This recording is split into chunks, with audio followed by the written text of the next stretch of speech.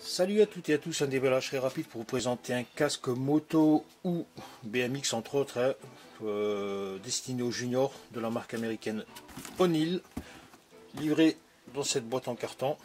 Donc c'est un casque, je crois, de la saison 2012-2013 que j'ai acheté pour mon gamin qui souhaite faire du BMX race. Ici on a les différentes tailles de ce type de casque. Voilà, pour adultes et pour enfants. Donc on a les deux mensurations enfants, donc ça va du 54 au 64. Donc bien sûr, si vous êtes concerné par l'achat d'un casque pour votre enfant, toujours bien mesurer le périmètre de la boîte crânienne pour éviter d'avoir des surprises, sachant que d'une marque à l'autre ça taille pas de la même manière, c'est un peu comme les chaussures.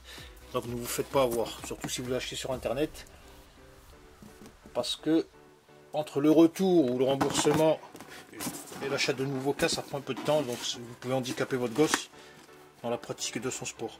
Voilà, donc backflip doté d'une fermeture magnétique. Donc on va aller directement au casque.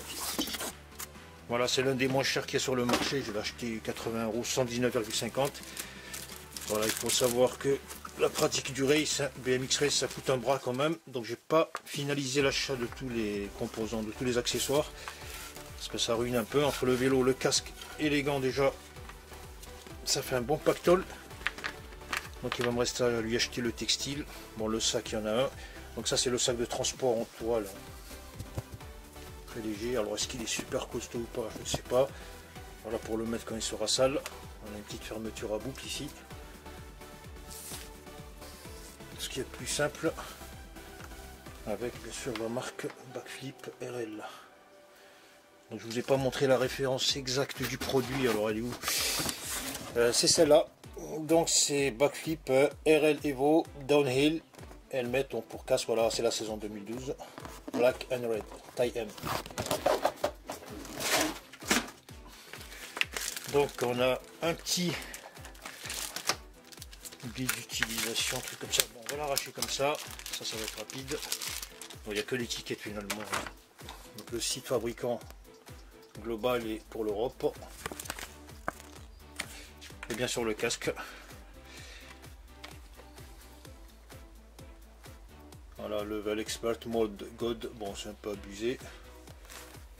Donc ici on a la visière. Alors est-ce qu'elle est amovible? Bon, qu'on peut l'enlever, vous voyez, d'un tournevis. Oui, pièce. Quoique comme ça je peux la dévisser. Ce sont des écrous finalement. Je le découvre en même temps que vous.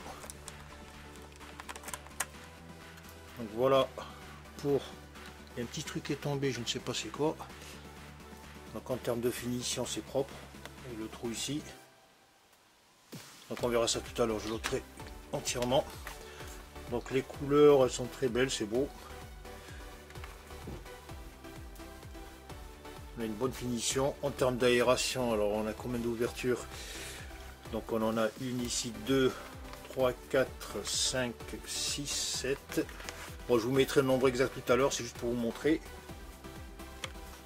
le nombre d'aération. Sur la partie centrale, il n'y en a pas. Voilà, en termes de finition, c'est propre. Pour le prix, il faut savoir que les casques, ça coûte relativement cher. Et il y en a qui valent quand même un bras.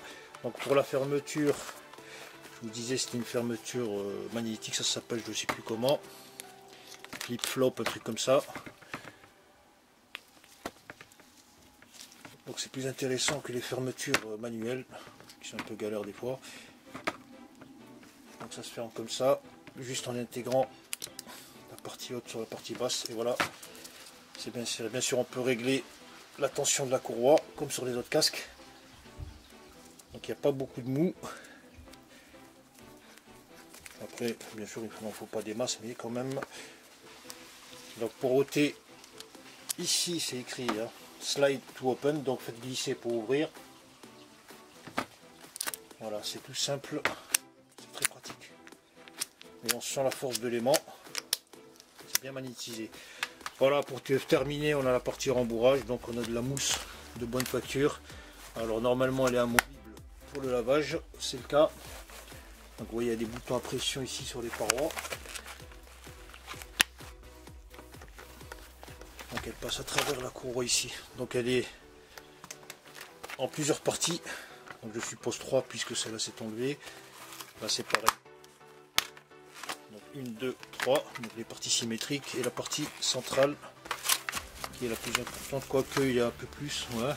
Ça c'est du velcro. Quoique je ne sais pas si on peut l'enlever. C'est comme ça. Ici on a la mousse, une petite mousse où elle est plutôt, c'est plutôt collé. Donc ça je peux l'enlever. Bon, ensuite il faudra la recoller. Sinon les parties intégrantes du casque. Ici donc on a la partie protection en mousse dure. Vous voyez. Voilà, la mousse est de bonne facture. Voilà pour ce qui est de ce casque, on va dire entrée de gamme, hein. Si on compare le prix de ce casque par rapport aux autres, voilà, il est bien fini, il est propre. Voilà, c'est ce qu'il y a de plus pratique, on va dire, pour ceux qui cherchent des casques à des bons prix, pour pas trop se ruiner.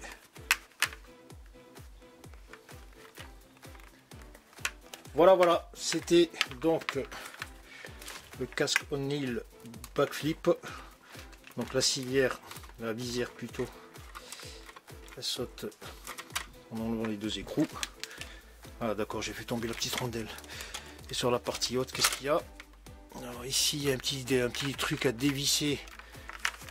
Donc ici, vous voyez un petit écrou en étoile translucide qu'il faut dévisser de cette manière pour pouvoir enlever intégralement la visière.